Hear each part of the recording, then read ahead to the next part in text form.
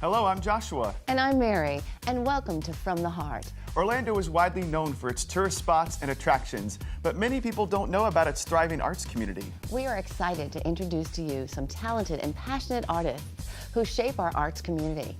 How do they create and why? How can our Orlando benefit from an even greater arts presence? On each episode, we'll meet guests who are influential leaders and artists who are truly making a difference from the heart.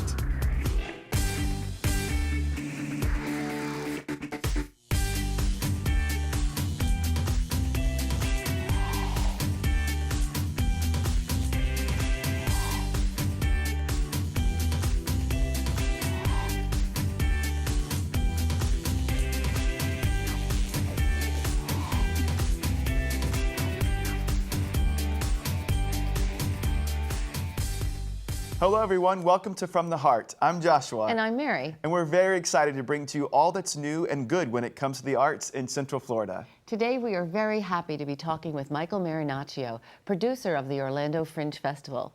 We look forward to learning about Michael and what to expect at a Fringe Festival. Welcome, Michael.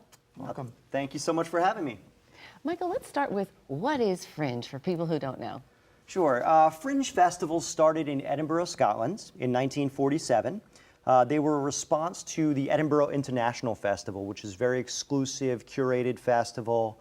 And these producers wanted to be involved, and they weren't allowed to be involved. So they said, you know what, we're going to produce our own festival on the fringe of the International Festival.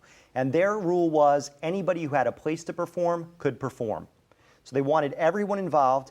And pretty soon, the Fringe Festival overtook the International Festival. And now today, the International Festival still exists as a small part of it, but the Edinburgh Fringe Festival is the largest arts festival, period, in the world. Wow. This year, they had over 2 million tickets sold, and that doesn't count about 500,000 in free Fringe, which is a total other concept.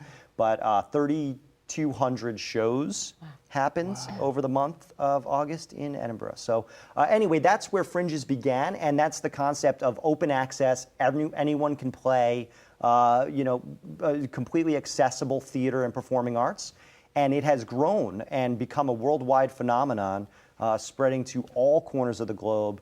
There are Fringe festivals in Taiwan and South Africa, and you name it, and they have a Fringe. So it's very exciting to have the one What about here in Orlando Fringe? How did that get started? Orlando Fringe began in 1992, and it was because our founders, who were who were at the time with SAC Comedy Lab, Terry Olson and Andy Anthony, and they went to Edmonton, Ontario, Canada, and they saw a Fringe Festival there.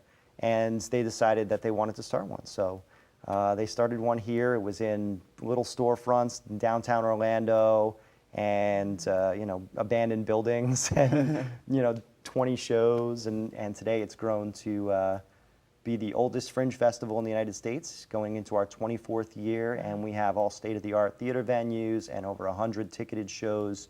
About 650 ticketed performances over 2 weeks. Wow, so we're the oldest Fringe Festival in America, but we're also one of the largest, right? Yeah, one of the largest. We are one of the largest unjuried theater festivals, period, in the United States. Tell us what that means. Yeah, explain that. Unjuried is our way of being completely open access, meaning that there is no curation. There's no selection committee that says what art is valid and what art isn't. We leave that to the audience to decide. So all of our acts are selected through a fair lottery. So whether they're the most polished professional work or a semi-retired electrician who decides that he wants to write a one-man show, they have the same chance of getting into the Fringe. That's awesome. How do you do it? Do you put it in a drum and pull it out like a lottery? Or We literally pull them out of a hat. We do. And who gets the honor of doing that? Is it you? Usually we'll select a celebrity guest to come do it. Last year it How was, about Mary Thompson Hunt? We could have Mary do it this year. I'd love to. Last year was Commissioner Robert Stewart, who's the city commissioner of our area, but yeah. So, and do you keep people around to keep it honest? That they're It's live. We also broadcast live to our out-of-town artists, but all of our artists are there live, our local artists, and they are on the edge of their seat, and they're jumping up and down with excitement when they get in, and real tears when they don't. I mean, it is quite an emotional scene, our lottery I'm sure day. it's very exciting. So what are the types of things that we would see at the Orlando Fringe Festival? Is it just theater or? It is every genre of performing arts. So we cover the whole gamut: theater, dance, poetry, puppetry, stand-up, music, visual arts, performance arts, site-specific stuff. Last year we had a show in a car that there were only 2 tickets available for, and you got into the back of the seat. You had to sign a waiver first. You got into the back seat, and they drove off with you. And so And put you on an adventure, right? Yeah, we've had an overnight camping trip as a show. Wow. And you have Kids Fringe. Tell us about that. Kids Fringe is completely free.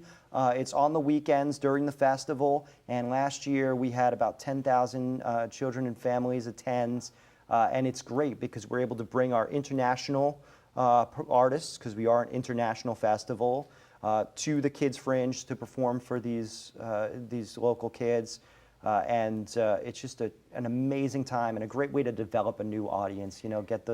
Get them started young on performing arts. And speaking of, go ahead. Well, very important is, how do people decide what to see if they've never been to a Fringe festival before and they don't know if it's appropriate for their children? How do they go about picking? We have a very specific rating system, and it's ratings all ages, 7 and up, 13 and up, or 18 and up. So the artists will be very clear about what they have, what their content is, and what it's appropriate for. And then another thing to look at is on our website during the festival time, you can sort through the schedule, and so sort by genre. So if you like dance, you just click on dance, and all of our dance shows will show up. If you like puppetry, you click on that, and all of those will show up. What if you only have Saturday night? Can you pick by night? Sure, you can sort it by the night. You can do all that on the website, and then our programs, our printed programs, all have it listed exactly. Everything that's happening that night.